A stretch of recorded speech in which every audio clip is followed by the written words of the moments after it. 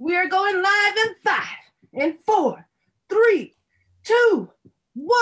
What's up? What's up? What's up, everybody? Welcome to the Sunshine Show, where I interview all kinds of amazing people and we talk about whatever the fuck we want to talk about. Right, Daniel? That's right. Woo! I'm all for it. Yes, I have a very amazing guest for you guys, straight out of Fort Worth, Texas. Is that right? Fort Worth, Texas. That's right.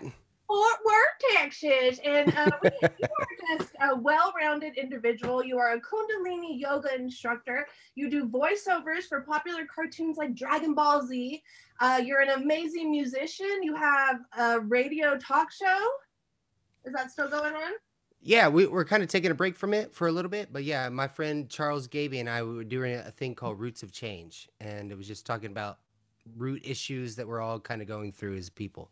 And then you're also a sound therapist, right? Yes. Holy shit. We have so much to talk about tonight. I'm so excited. Welcome to the show. Thank you, Sunshine, for having me. Absolutely. So we go way back to the Dr. Rockets years. Is that correct? That is correct. Yeah, I was going down there with the Spoon-Fed Tribe when I was in a group of mischievants called the Spoon-Fed Tribe, and we would go down there and play all the time. And I think we all played together a few times, and it was crazy. Monkeys doing it in the Spoon-Fed Tribe. I'll tell you what, there is a common denominator on the Sunshine Show, and that normally rounds out to good old Squirrely Squirrel down in Corpus Christi, Texas. Right. Squirrel, if you're out there, we love you. Squirrel. Yeah, he's such a good guy. I'm going to address some of these comments. What is going on? Lindsay, Sean, Eric, Zane. We have the whole fam up in the house tonight. This is going to be a really fun show. Daniel's going to give us life-changing advice. He's going to play us amazing music. He's going to teach us some yoga moves that none of us knew we could do. Isn't this right? Well, yeah. I definitely have. I'm going to be probably picking my nose most of it. But I got some moves. I might do my favorite yoga move, which is the running man, and which is ancient Ayurvedic. It might be over a lot of people's heads, but it is amazing. Oh my God. Daniel, give the folks out there that may not know about you a little introduction. Okay, hold on. I am sharing this awesome thing. Yes. All right, now share. It is shared. It is shared, and I can put this away. A little bit about me. I like long walks on the beach. My favorite color is aqua velvet. Sometimes on rainy days, I wear socks. No, but on a bigger issues, I guess. I've been playing music for about 25 years. Spoon-Fed Tribe, a hum and acoustical acupuncture, my own group Katsuk. I've been blessed to be in some amazing anime cartoons, which was kind of out of the blue because that was not something I was ever searching for, and to be able to teach yoga and be a kid's music teacher, and being able to tour across the country and internationally sometimes, and I've recorded maybe almost 15 albums and written over 500 songs, and I am working on building my own lightsaber right now. So, yeah. So that's where I'm at. Very well-rounded.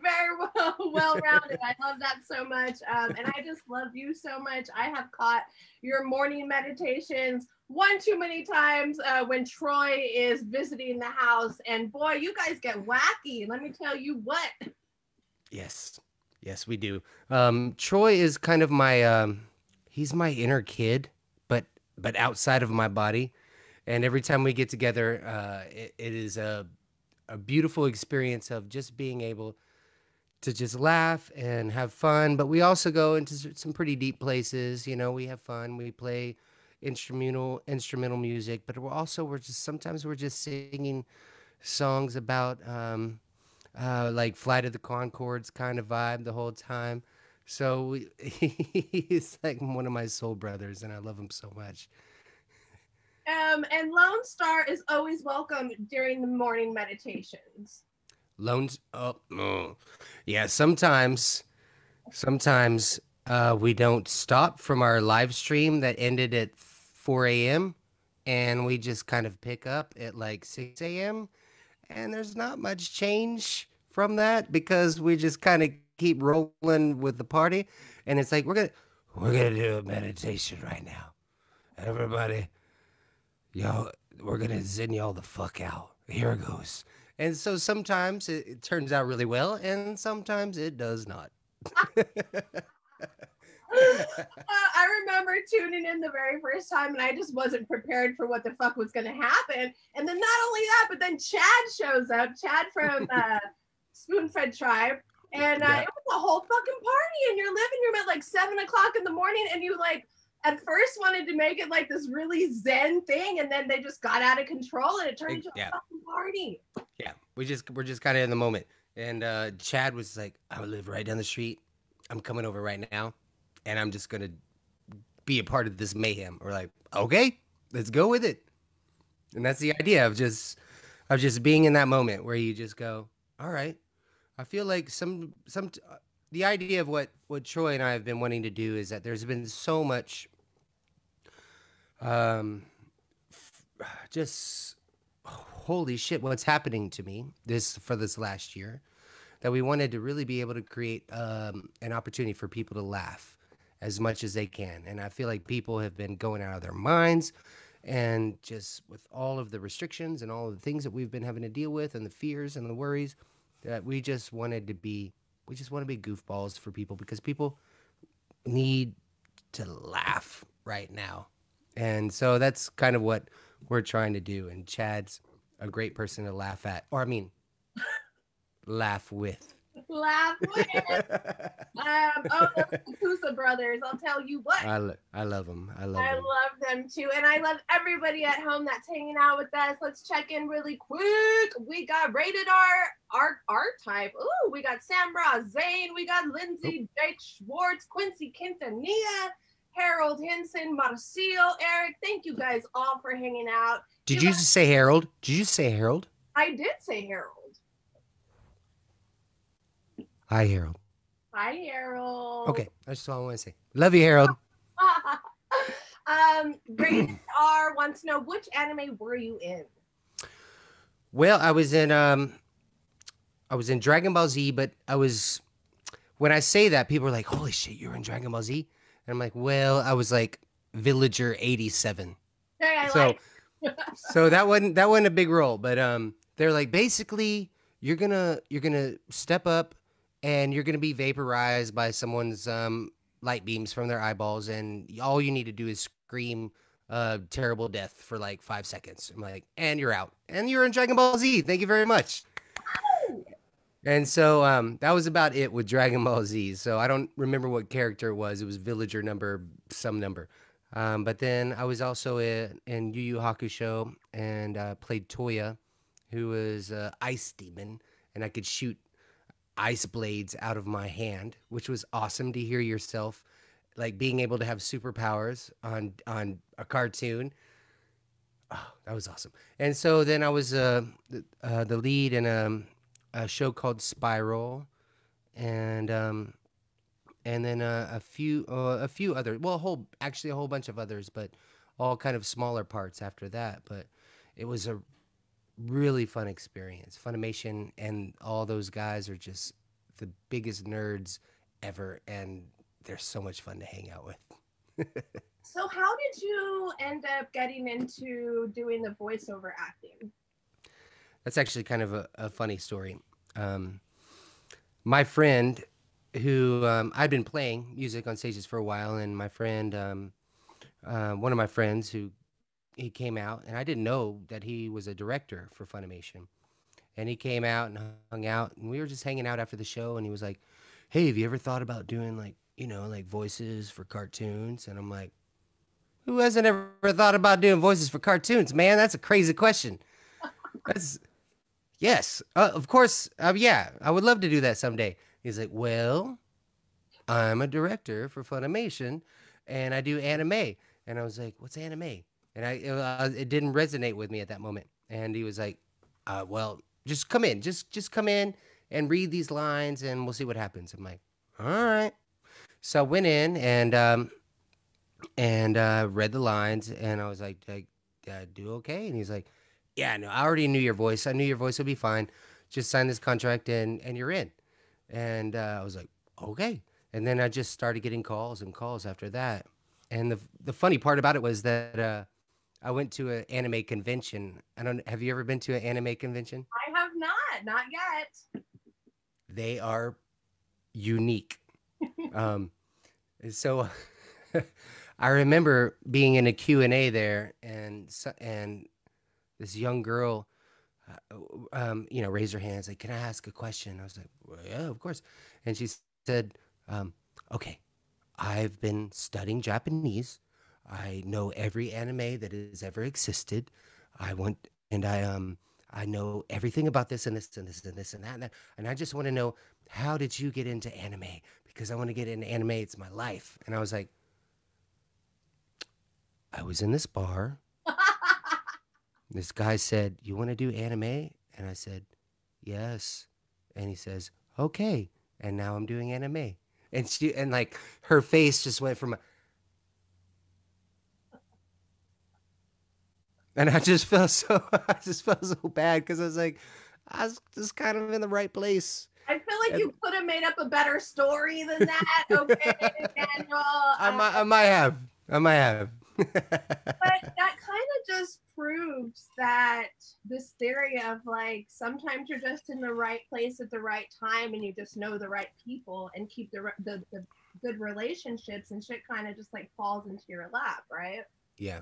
Yeah. And I think that has a lot to do with it. I think the universe will put you exactly where you need to be with the right people. And that was one of those situations of I was not even looking to be in cartoons or anything like that. It was just like a, hey, you want to do this? I'm like, okay. And that just turned into a really wonderful thing. Like as much as I've done with music, I look on the interweb and there's way more things associated with my name with anime than there is with the 500 songs that I've written and all the stuff that I've been doing. And that was not even a direction that I was even imagining going. And so life goes up. I know you had this idea about what you needed. We're going left. We're gonna take a left. We're gonna take a left turn. Left turn. But what a wonderful opportunity and how fun just to kind of be a part of that. Yeah, I was super curious when I read that on your website because I had no idea. So learn something new every day. Let's talk a little bit about your music. So let's start at the beginning. Oh, the beginning of beginning. The beginning, the beginning. All right. Well, the beginning was singing um, songs in my Baptist church and choir, Okay. wearing Nine Inch Nails T-shirts and being kicked out, to moving into um, just picking up the acoustic and just beginning to just kind of etch out ideas. Really, um, obviously, we all start in a place of immaturity in our music, and just trying to get it out. And it was one of those ways that was being very introverted in my teens. It was the only way that I felt like I could finally say what I've always wanted to say, and I didn't care like how it was perceived, and it was an entrance into a way of being able to say, this is how I see the world. This is how my heart feels about the world, and I'm gonna say it. And I might not even ever play this song for people because I wasn't even thinking about performing. I was just thinking about just like vomiting almost in a way, just letting it go, just releasing, just get it out, get it out. I just need to get it out because I can't say it vocally yet. Like I just wasn't mature enough, you know?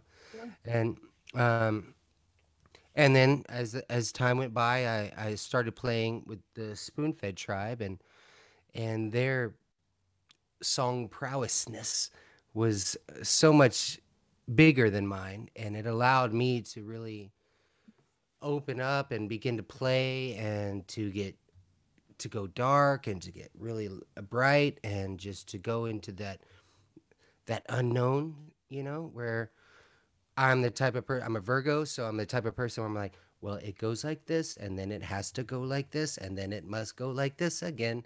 And, there's like a pattern. It always has to have a pattern. And then to play with a group that was like without pattern.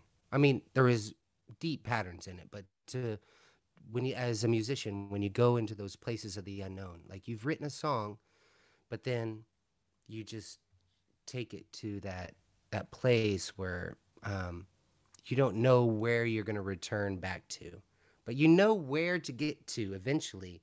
But it's that void that just is out there, and that mystery that you can just dance and just go wherever. And then when it goes, shoom, man, that's powerful. And Oh so yeah. they kind of helped me really understand that about music, and then just being influenced by so many different styles, like Pink Floyd to the sweet melancholy of John Denver and Peter, Paul, and Mary to the raucousness of Sepultura, and then the funk and the reggae and this all these different things that just began to go, oh, this is the music is bigger than I could imagine. And then finding world music and getting into like world rhythms and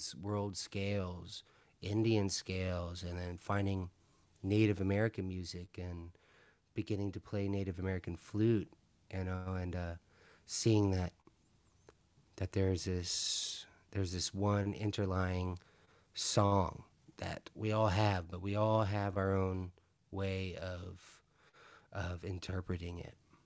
And so just been trying to find that way of taking all those little things, all those big beautiful things, and going, here's my little way of saying thank you and for all these things, and here you go. You're so like well spoken. I feel like you should have like a podcast where you just like read like bedtime stories and you could just like lull me to sleep every night. Like your voice. Oh my god. Okay, that was a lot to take in. Um would you say that, you said Spoonfed Tribe, they sort of had a disorganization to their like organization, right? Because they're sort of like a fucking like free spirited band and they go into their jams and shit. Yeah. When you would normally end on top of the bar at the end of the night. Yeah. Yeah.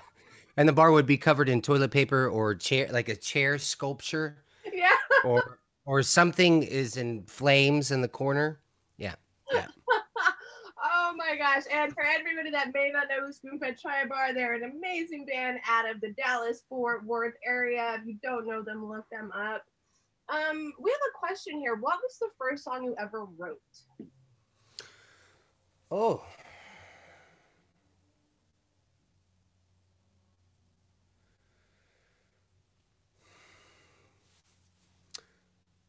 it might be a song called Remembrance. And it was for two of my friends who passed away. And I think that was the thing that really inspired me to begin putting words to music, because it was such like two very powerful friends, a woman named Emily and a friend named Cameron, both passed like in a very short time amongst each other, and that was that emphasis, I guess, or impetus, I guess, was the thing that really pushed me to go beyond just playing my guitar and just figuring out scales and chords and moving into a state of trying to tell a story with it. And because I felt like I needed to tell that story for myself to let them go in a way. So I think it was that song, and it was on a album that I wrote called from my group, A Hummin' Acoustical Acupuncture. Oh, nice name. So you mentioned that you've written about 500 or more songs. Could we talk a little bit about your songwriting process or your creative process in general? Sure. Um, in what way? What do you want to know? So when you get an idea for a song, how do you go about, do you start with the guitar part first? Do you start with the lyrics? Is it a melody that pops in your head? Usually, I know a lot of people start with words and they build around the words. The way I've found that I write best for myself is I'll just play my guitar and start finding patterns in that. And when I find those patterns, and I'll start kind of moving those patterns around, and then I'll just hum along with it for a while, and then there will be a word that pops out. Like recently, I wrote a song, and just singing the song over and over again, like humming the song, like humming a melody over it. The word mercy started coming in to play, and so I was like, okay, this song is about mercy. And then I began writing around that word. Like mercy was like began to be the theme. Okay. And so then I started writing the verses and the bridge around the idea of mercy. And so that's the way I've always kind of worked it. It usually starts with music first, and then words kind of follow afterwards. Very cool. A very unique approach to songwriting. Have you ever written a song that everyone loves that you hate playing? Great question. Thank you. Rated R. I hope that's how you say your name. I don't Thank you, Rated R. know. Thank you for keeping thank you for keeping your questions PG. Rated R. Um, you know, I don't think I've ever written a song that I don't enjoy. Um, even some songs I enjoy more than others, and those will be the ones that I keep playing. Some songs I've written and have sung maybe one or two times, and I let them go. I don't even record them sometimes. Sometimes they're just meant to release and let go and just say what needs to be said, and they're gone. Um, but some songs, like people do ask me for, I sometimes I have to actually relearn songs. You know, once when you have that many songs, we're like, okay, let me figure this one out again.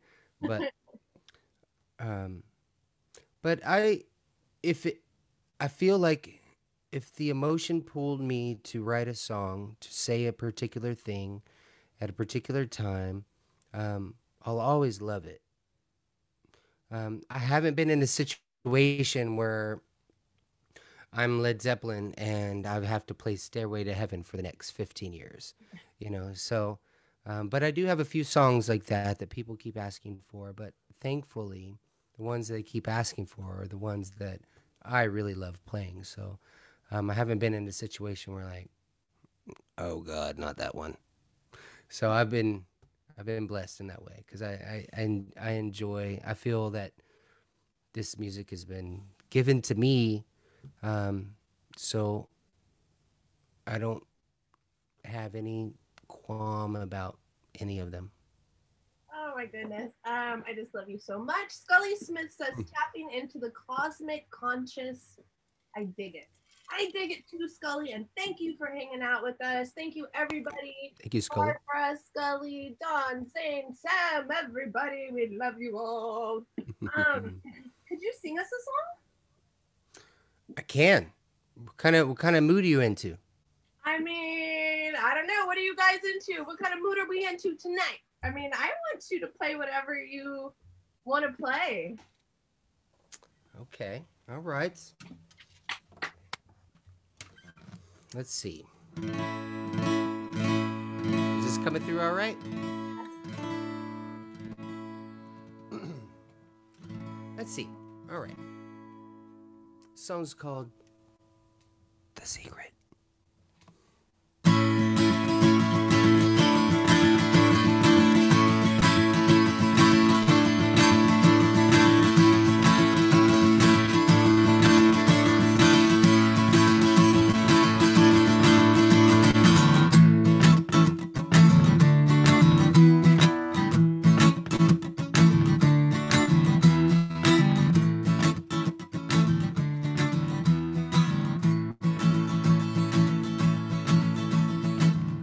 Here we come, you can't hide behind a rock. You better get up, get up. Well, there's nowhere to escape. We brought you here, you better check your fears. Running away will only get you nearer. Can't outrun your thoughts. Sweet, sweet, sweet potential. Yeah, yeah, yeah. Sweet, sweet, sweet, yeah. Sweet love. Sweet, sweet, sweet potential. Yeah, yeah, yeah. Sweet, sweet, sweet, yeah. Sweet love. So look out, you know you're so attractive. Pulling away, it's like a giant magnet. Bright and strong like the sun. And what you want with a light into lamp? Well, rub and see and find out where you're at. But watch out, here we come. Sweet, sweet, sweet potential. Yeah, yeah. Sweet, sweet, sweet, yeah. Sweet love. Sweet, sweet, sweet potential. Yeah, yeah, yeah. Sweet, sweet, sweet, yeah. Sweet love.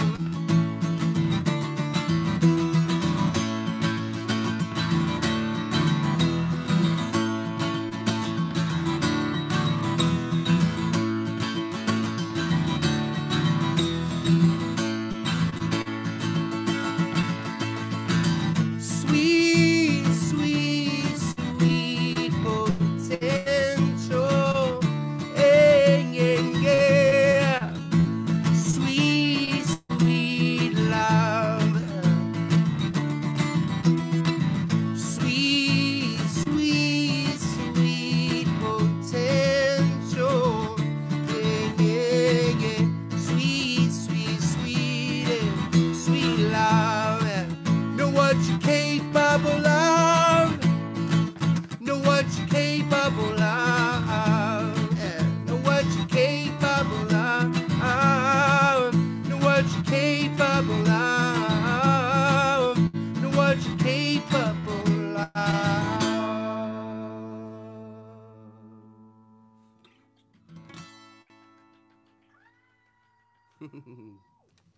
Know what you're capable of, people. I am such a super fan. You guys, I forgot to tag Daniel before we started, so I'm going to drop his band link here so you guys can follow his page. There you go. Boom! Oh my God, Daniel, you are so fucking amazing. I just love your voice. I love the way you talk. I love the way you present yourself. You are so well-rounded and amazing. Everybody is smiling over here. You got a bunch of new fans. Scully says, pass the sacred toad venom and let's start dancing to this. Awesome. Eric wants to know what the name of that song is. That song's called The Secret, and I've been working on releasing that here really soon in a new album, and that should come out very summery. Summer. Yes. That's when it's gonna come out. Hopefully on my birthday, June 11th. Rated R June says you have 11th. June 11th, baby.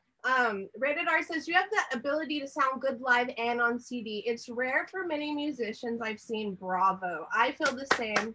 Bravo, Hercules. Thank you, Rated R. Thank you, bud. Rated R, biggest Sister. fan. Let's talk a little bit about your setup, about your rig, about your instruments that you like to use, your favorites. Yeah. Oh, well, I mostly play Taylor. I love Taylor's and Seagull's acoustic guitars. When I'm playing with my band, which I want to give them some love, Andy Weaver on drums and Steve-O on bass and Andrew Robin on violin.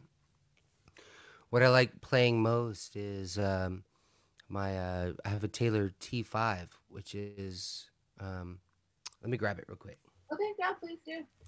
We would love to see it. What is up, Lindsay? Eric, Don, we got the fam bam in the house. Woo! Thank you guys for hanging out. Man, this is a fun night tonight. We have fucking Daniel Katsuk. Is that how we say your last name? Katsuk. Katsuk in the house. So this is my Taylor T5 that I have, and it's kind of like a hybrid guitar. So it has an acoustic vibe to it, but then you can also kind of change the parameters to be more of an electric guitar, and then kind of have all these hybrid options in between. Oh, how fun. So it's like to be able to have, like, growing up, like primarily being more of an acoustic player, to have this guitar has kind of been a great way to still have that acoustic feeling to it, but like go through effects and distortions and delays and all that, but also have that electric sound, but also have that acoustic feeling to it, you know? Yeah. So it's not just straight like Les Paul or Strat. It's like, it's kind of this hybrid of all those, but with an acoustic as well, like the crunchiness, like the percussiveness of acoustic strings. So Right. adds a cool sound. I enjoy this one. Very cool. Do you have any other go-tos as far as like studio equipment, or do you do your own recordings, or do you go out to somebody else?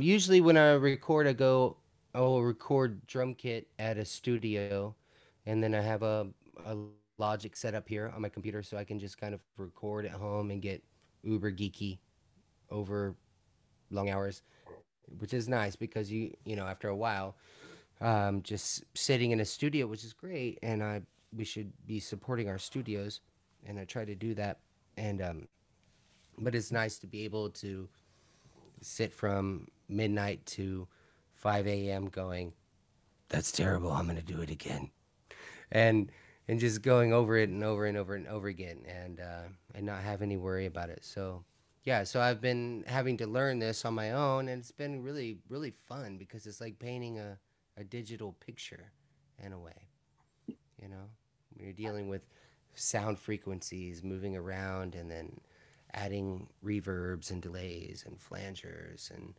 allowing it to open up in different ways. It's fun. Everything you say is so eloquent. I can't even focus on what you're saying. I'm just focusing on how you're saying it. What is up, Terry Lloyd, Alan Coleman in the house? Alan, what's up, Alan? What's up, Alan? Doing? Rated R has another fabulous question for you tonight. Do you name your guitars? Do I what with my guitars? Do you name your guitars? No, actually I don't. Really? No, I don't. And I know that's very common, and you know, I just call it, and then sometimes I will slap it. No, I'm just kidding. No, they they're all she's. They're all she's to me, and they're all my greatest blessing to be able to express myself through. But I don't think none of them have really gotten a name yet. Not yet. That might happen in the future, though, huh? Yeah, it might. It might. Let's talk about this past year and how this has shaped you as an artist and your career. Well, it has not been easy. This has been very challenging. Um, like right at the beginning of the year, like the pandemic hit, and I was like, all right, well, I guess I'm gonna go into crazy recording mode right now and just get all of this music out that has been in me for a long time. And then I tore a disc in my spine, and I was like basically laid out for like 3-4 months. Oh God. And so that in that space of pain, I wasn't able to really begin to write. I just couldn't get in that space of being able to write. The only thing I wanted to write was stuff like, I don't know, it was just kind of like. So that's kind of where I was at. And there you go, saying so, that thrash metal you were asking for earlier. Yep, we can do that. We can do that. So, yeah, so that kind of put me off for a little bit, and then kind of went through that healing, and then slowly was able to start beginning to write songs. But I was doing like patio. I would do outdoor patio shows, playing at restaurants, and doing live streams, and like it's been an interesting year. Interesting is a non-word, but it's been a year in which where I'm like, okay, I'm gonna do this, and then it was kind of taken out from under me to have like the physical ability to do it, and then to be able to finally get around to it again, and then being kicked out of my house in the middle of a pandemic and the holidays, um, and then to finally find myself in a really beautiful scenario with a new RV, and I'm living next to my friend's house. This is the back of his house, and being able to just record every day, um, and being able to create with other people has been really nice. So just the whole process has been hard because I had all these ideas of what I wanted to do and what I wanted to share with people this year, and life was like, yeah, fuck you. Nobody's gonna get to do that. So figure out something new. And so I've been trying to figure out how to make a living in this, because I was let go from the school that I taught from, let go from the studios that I was teaching yoga at. Most venues closed down, um, and then I was just having to, sell crack after that. So it's been a hard time. Sounds like a very hard, challenging time. Oh my gosh. Sandy Joe, yay for Katsuk and Troy live streams throughout this time. I have to second that one for sure, Sandy Joe. Sandy. Yeah, we were talking about their live streams earlier, and boy, are they entertaining, for lack of a better word. I'm very entertaining. You should have Troy and I on one time.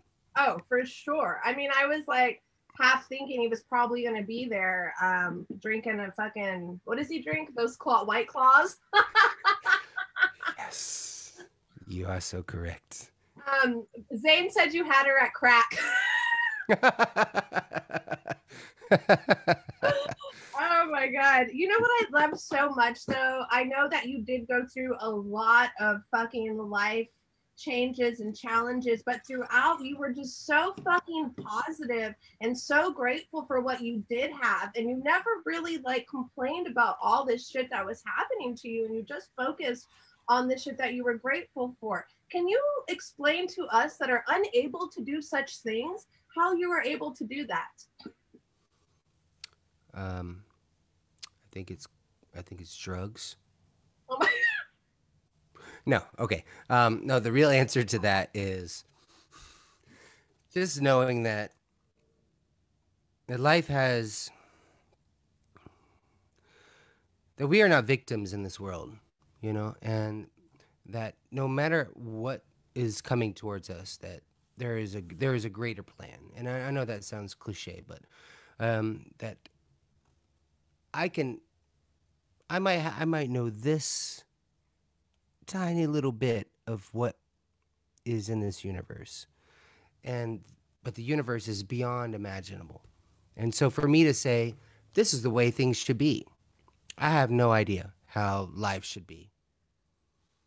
I have an idea of what I would like in my life to be, but um, there is an essence that knows what is the greatest path for all of us, and whatever you want to call it.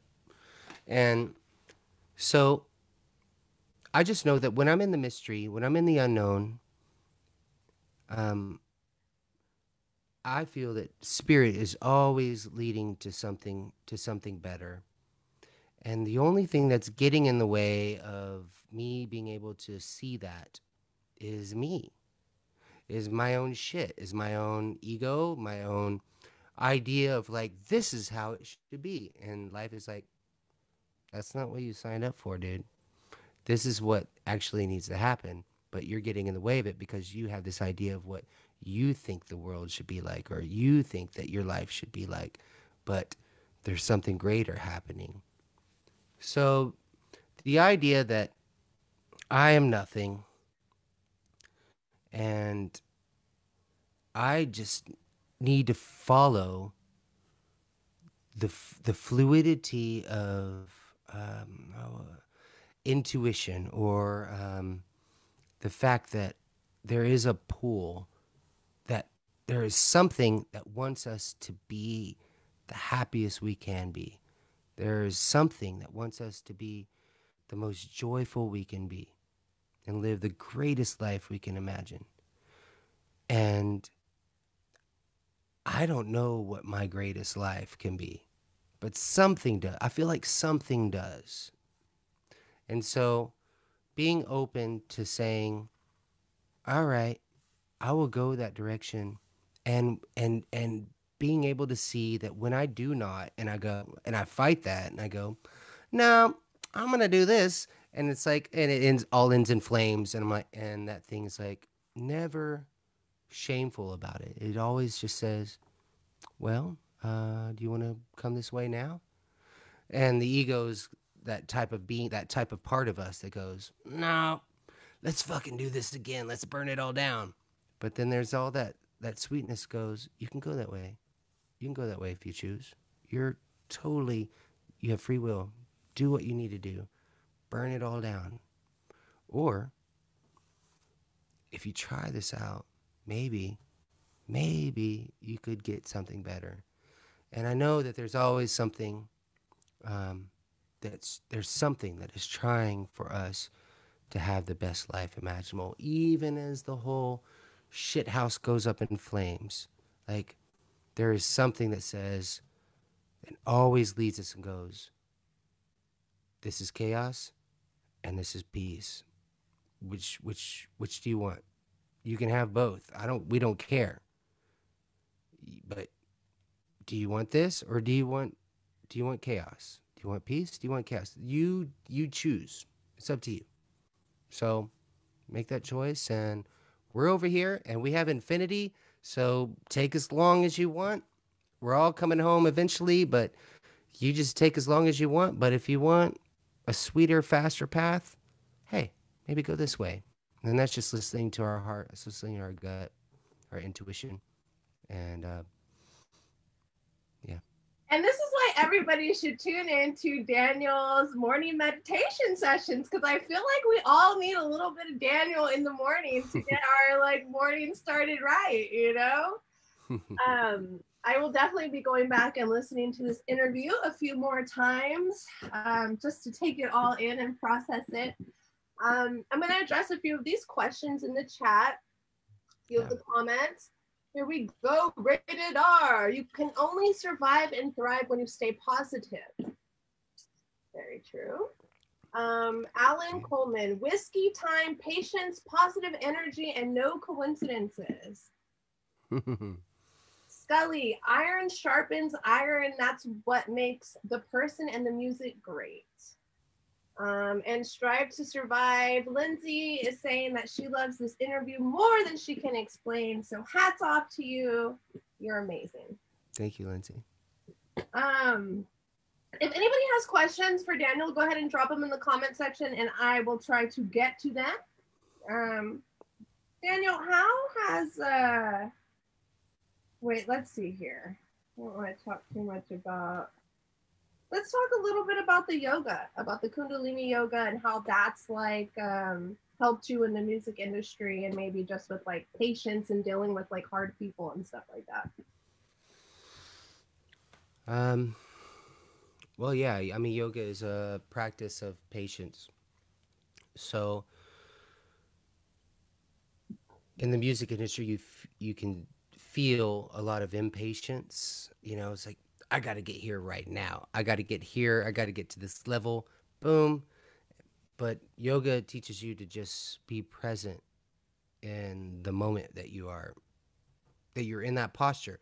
Maybe like in Kundalini yoga, you're holding this posture like for 31 minutes, like arms above your head, just and breathing like that, breath of fire, you know. And the idea of being present exactly where you're at. And I feel like I've done this many times as a musician, singing a song that I wrote 20 years ago and singing the same words thousands of times. And I have to remind myself sometimes at the beginning of a song, remember your words. Like, why did you write this song? I'm not just singing this song because it's number 4 on the set list. You know what I mean? Like, why the fuck did I write this song? Because at this moment, I was in this space, in this emotional space, and I felt like this song saved my life, you know? And so to go back into that space is like to go back into that momentary, that now space of songs, of singing. And it's the same with yoga. Like when you're in yoga and you're holding a posture for an ungodly amount of time, it's about not moving out of that posture. It's about being in that posture wholeheartedly and just embracing it to the point where, like, if you moved out of that posture, you might even just break and crumble into pieces. You know, like to become that space. It's like the unknown. What I was talking about with spoon-fed. You know, like when you're in that unknown, it's just there is no weight anymore. There's no gravity. There's no time. There's no is there another band after us? We should probably know that. You know, it's like you just go into that space and it's just real. It's like it's God. It's God. You know, whatever, it's the force, source, whatever the fuck you want to call it. That's what it is. And I feel like yoga has helped me to be able to find that presence in music, because if you can be in a posture for 31 minutes or another posture for in Kundalini, sometimes you do postures for like 62 minutes, like holding your hands above your head, you know, for 62 minutes and breathing, and that breath of fire kind of vibe. Like if you can find presence in that, you can find presence in any situation, whether it's your relationship, whether it's asshole and traffic, you know, wherever you're at, it transfers over.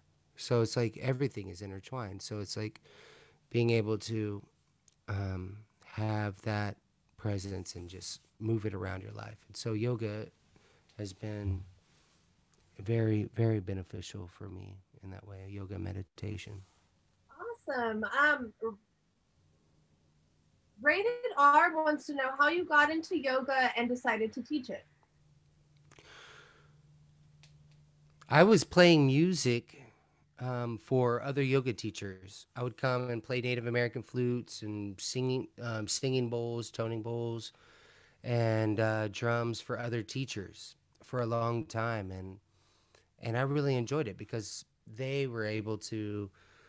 I would follow their movement of how they were moving the class and just kind of play along with how they were moving everything.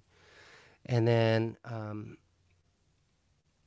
one day, my one of the one of the women who was I would go and do music for, Dr. Carrie Rollins, she said, she's like, Danny, you'd be a great yoga teacher. And I was like, I like, mm, I like yoga. I don't want to teach it. I want to be a musician as I'm happy with what I'm doing. She's like, no, you be a great yoga teacher. I'm like, ah. And I kind of sat with it for a while, and she was like, just take my yoga teacher training, and I think you will be really happy that you did. And I was like, no. And so I kind of like sat there with it because that was I mean, music is already its own very huge volume of information. And then to move into like yoga, which is tens of thousands of years of information, and I didn't know if I wanted to take on that much learning, Yeah. um, and so I remember three months kind of went by, and I was like, I need to figure this out. Do I want to be a yoga teacher? Do I not want to be a yoga teacher? And I was praying about it, and I was meditating about it, and I was like, I need I need to make a decision today on if I'm going to be a yoga teacher and if I'm going to do this class. And so I was like, well, I'm going to walk to the store. And I was walking to the store, and I was like, do I or do I not? Do I or do I not? And as I'm walking across the street, I hear someone honk at me, and it was that same woman, Dr. Carrie Rollins, at the light, honking at me, waving at me, and I was like, "Oh, I guess I'm gonna be a yoga teacher." All Little right. little did you know she'd been stalking you for the past 2 weeks everywhere you went. That might have been the case. It might have been the case. So yeah, so I dived into it, and it really and it actually took me a couple years of teaching before I really kind of found my groove, and because it was different. Like on stage as a performer, I could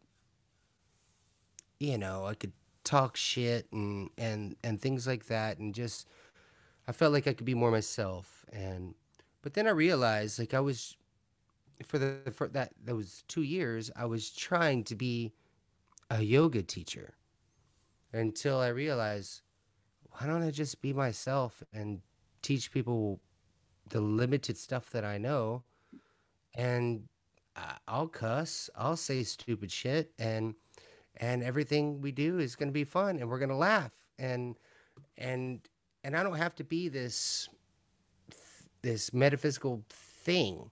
I can just be myself. And once I started getting into that place, it started becoming fun to teach, because then I was like, um, okay, who farted?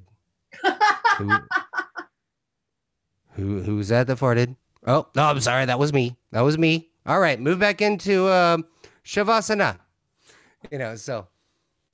So it's been a fun experience to be able to have that and see and to move into that that ability to be able to teach and I'm kind of taking a break from it for a little bit because it's been hard to do just Zoom yoga classes. I've missed being in a class with people, Yeah. so kind of taking a break from teaching yoga for now and just spending more of that time recording right now.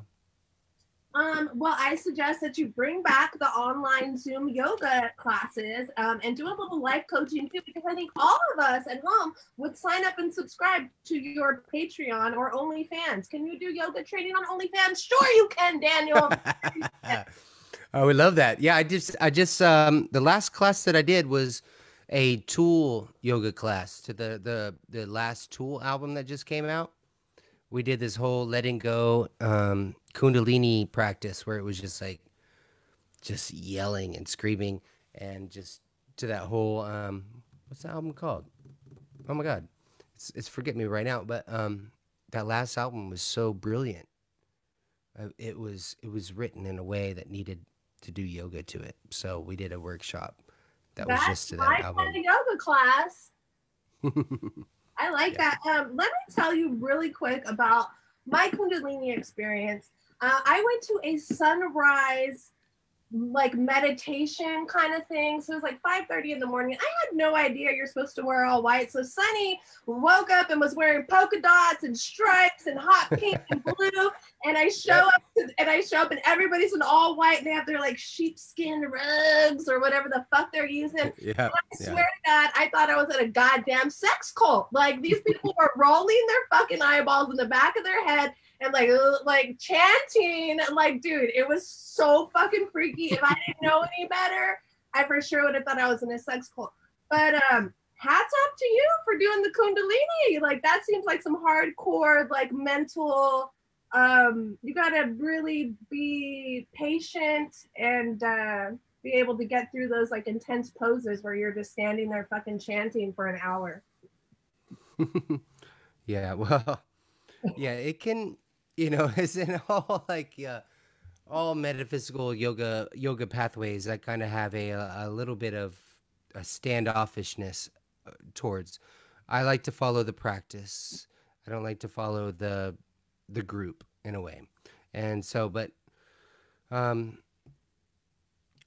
yeah, I mean, it's just discipline. It's like as a bass player, like how often did you just sit in your room and just play until your fingers bled? It's the same thing, Yeah. um, doing a posture for a long time, and you're just building that power. You're building that muscle.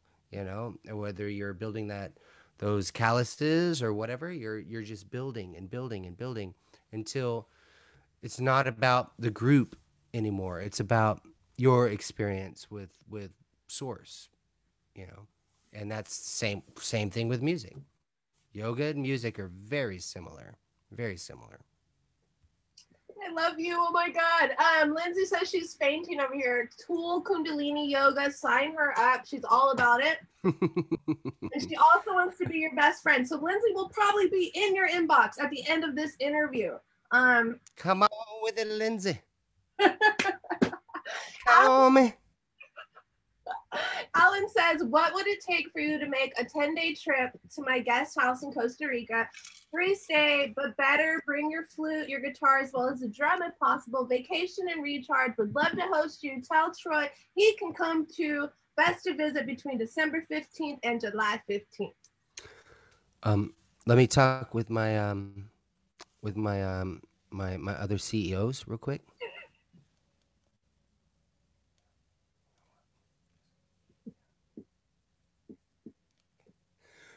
Yeah, we're in. We're in. So I just want to make sure. Yeah, we love that, Alan. We'd love to make that happen. Costa Rica, you said? Costa Rica. All right. Sunshine's coming too. I am, and we are going to stream live and do a special Kundalini sunrise session just for all of you. Woo! And we'll throw some Tool in there for you too. Yes. I want you to definitely play us another song before we get out of here. But I also wanted to talk a little bit about your music therapy. My new what? Your music therapy. Oh yeah. Yeah. What I what I basically do is, well, Charles Gaby and I, my good friend and roommate that I'm living here, we put out this album called "Stalking the Root," and the idea of this album is to be able to a lot of meditate a lot of meditation albums that we've seen and heard, and they're beautiful. It's like this is in 432, and this is for the heart chakra, and it's like basically someone playing a pad for like 10 hours, on the keyboard. Bzzz. And so our idea was like to make an organic, um, a very powerful album that moved through not just like the sweetness, but like Charles and I like to work through like we both follow the shamanic path where it's like it's not about just like being in the light and being in a giant cuddle puddle. It's about getting to the root shit of our stuff. Why we're fucked up. Like, why is that? And so, what is that? So, you keep asking yourself questions to go, how did I get here? What is that? And beyond, and until you get to the root of your, um, I don't know, your challenges. And so the idea of this meditation is not it's not super sweet. It's got has a lot of native flutes in it and toning bowls, but then it gets really tribal and it gets really intense. And that's the point of it was is to move us like almost in an ayahuasca ceremony, to move us to a place where we are charged to see ourselves. And that's on my website called Stalking the Root. And you can either listen to the music or you can listen to the music with my friend Charles Gaby, who has one of the most sexiest voices. Imagine it's like he's like a Barry White. It's crazy. You're like, should I be meditating or masturbating right now? I don't know, but he's got a great voice. He's got a great voice, and so, but the idea, like my sound therapy is, and what I do with my friends is the idea of being able to take us into our stuff. Like I do a lot of Osho meditations too, where people cry and scream and bang on the ground. And I don't feel that there's enough opportunity for people to just fucking explode in a positive way. So, and I think that's why like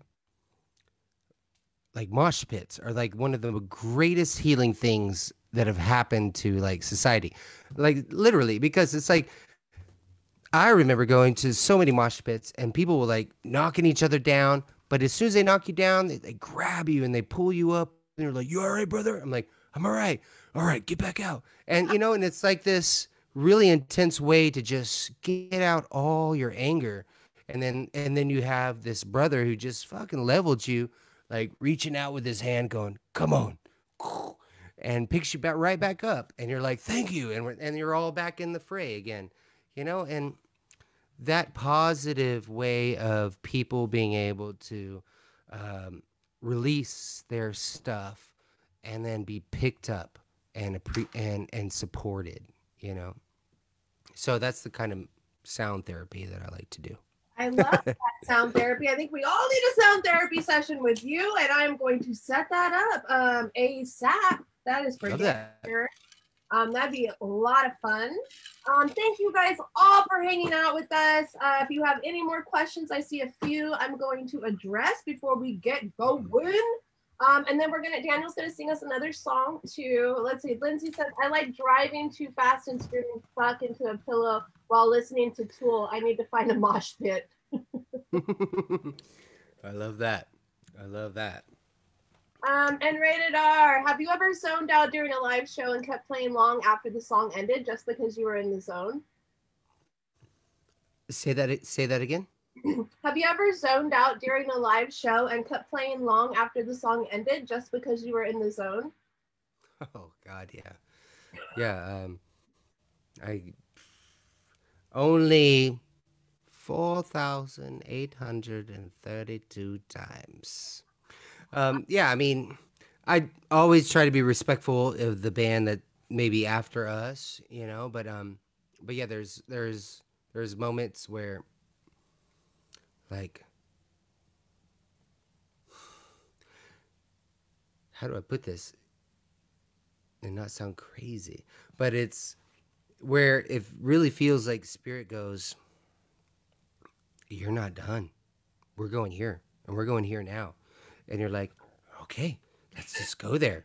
And it doesn't matter what the bartender says, it doesn't matter what the manager says, and it's just you just go and you just follow it, and the whole band is like, we're going, all right, and everyone's in that, and that's the beautiful beauty of playing in a band. It's like everybody is like, it's like an orgy, like everybody in your band is making love all together, all at the same time, and and it's and it the reciprocation that happens is beautiful, and that's the shitty thing about live streams is that you get reciprocation from like hearts and likes popping up and stuff, but there's nothing like looking out and seeing a crowd of people just fucking dancing their asses off and letting go, meeting their future husband, future wife,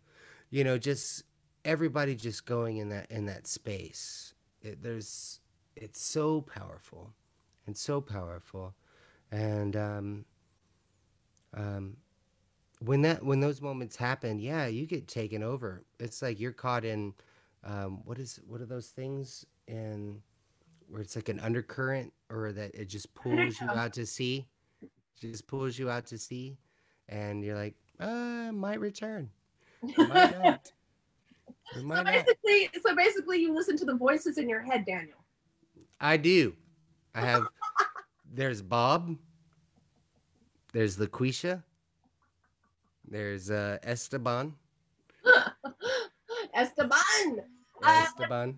Let's see. We got a few more questions. Are you? Yes, he is. You're from Fort Worth, right? Or you just live there now? Well, I'm living outside of Fort Worth, out in the country, a place called Willow Park right now. Ooh, Willow Park. And Mm-hmm. where did you learn your yoga mastery? Well, I wouldn't say it's mastery. I'm still learning, but I've I went to a few different yoga teacher trainings, and had a really wonderful teacher, Dr. Carrie Rollins, who was the first person to start a yoga studio in Fort Worth. So she is a queen master. She's my guru around here, and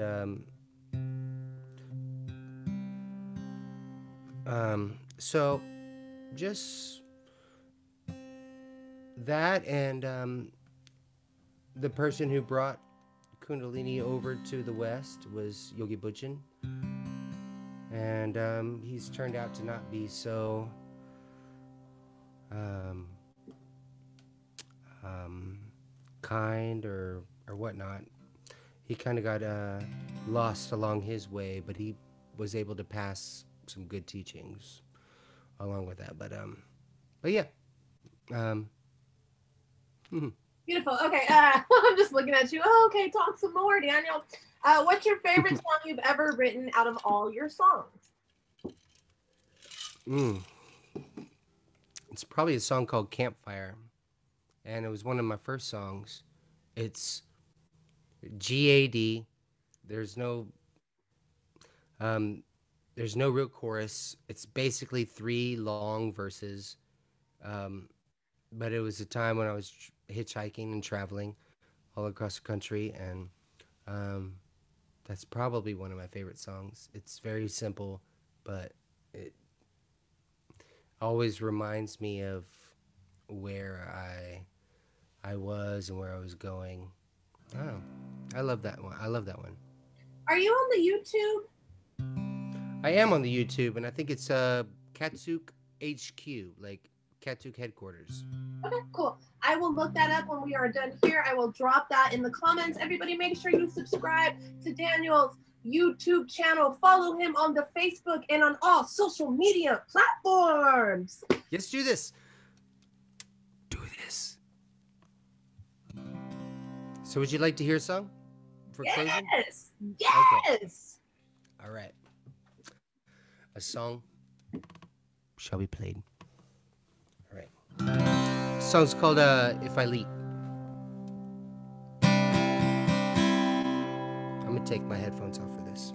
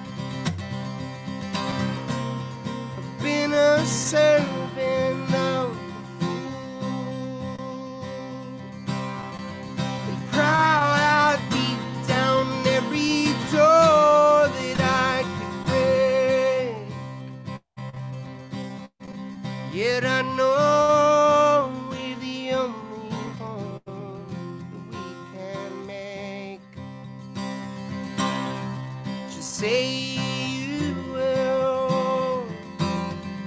Just say you will. If I leave, just say you will. Just say you will. Just say you will. Well, if I leave, just say you will.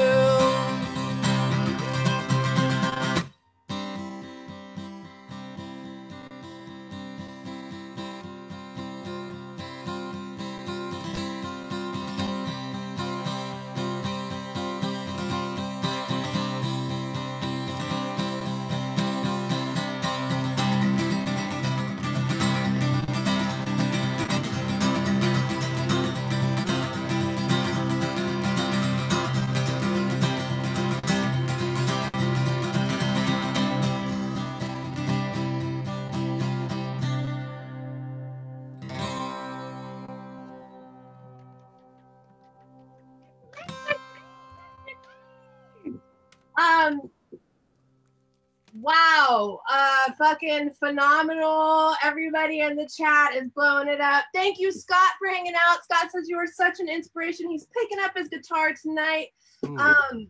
Rocket Scott. Scott is the owner of Underground Roots Clothing, and here at the Sunshine Show, I am a huge supporter of Underground Roots Clothing. Yeah.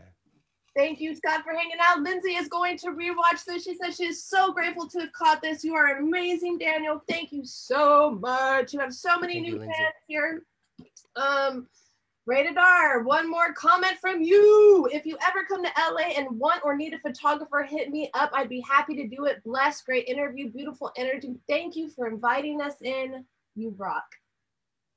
Thank you. Thank you all so much. I appreciate everybody. Daniel, this has been an amazing hour. I literally have so much more that I want to talk to you about. So we are going to have to schedule another interview, and then maybe we can get a little like meditation session going with you too when we do that. Would love that. Yeah, that sounds great. Awesome. Everybody that's just tuning in, you really want to rewatch this episode of The Sunshine Show. We talked about everything that Daniel's doing, and he is such an inspiration. He does so much voiceovers, anime, fucking yoga, written over 500 songs. This is the man of the hour. Daniel, anything you want to say before we get this wrapped up? Sunshine, I love you. Thank you so much for having me. Thank you everybody who tuned in. Just wanted to say, y'all stay safe, be cautious, be yourselves, be bold, live your life. Even though we're having a hard time in this situation, just keep loving, and keep sharing. And this is an opportunity for you to find a way to, whatever gift that you have, to just let it out, let it be whatever it is, and just express. So thank y'all, everybody. Now that we're all in love, we're gonna let you go now, Daniel. I know it's a lot of energy to take in. When can we catch you again? Are you doing any live streams? What's your next move? I think Troy and I, we do a thing called Shosuk, show enough, and my name Katsuk.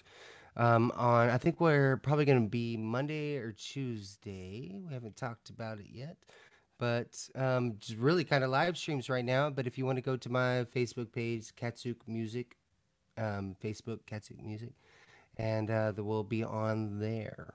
So you can check us out, and I'll probably be doing some solo stuff here as well, and then maybe doing some band stuff on here pretty soon too. Awesome. Well, you have tons of new fans that are ready and waiting for you in your live streams, and I'll make sure to share it when I see it. Bless you. I love you. You've been an amazing guest tonight, and I'll probably rewatch this about 3 or 4 times and take notes. I love you, Sunshine. Thank you. I love you too. You have a good night. Stay blessed, stay safe out there, and we'll talk soon, okay? Oh, so be it. Bye, brother. Bye, everybody. Bye-bye.